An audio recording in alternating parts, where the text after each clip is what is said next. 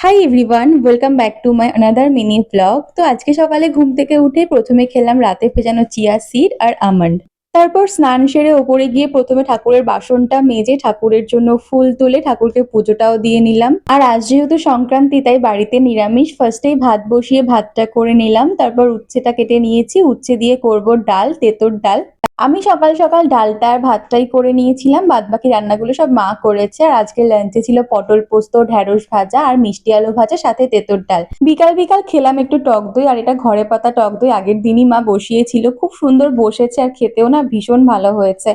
সন্ধ্যাবেলা বসে একটা মেকআপ ভিডিও শুট করছিলাম নববর্ষের জন্য, তো সেটাতে অলরেডি আমি পোস্ট করেই দিয়েছি। আর তারপর এরকম অবস্থা ছিল আমার ঘরে।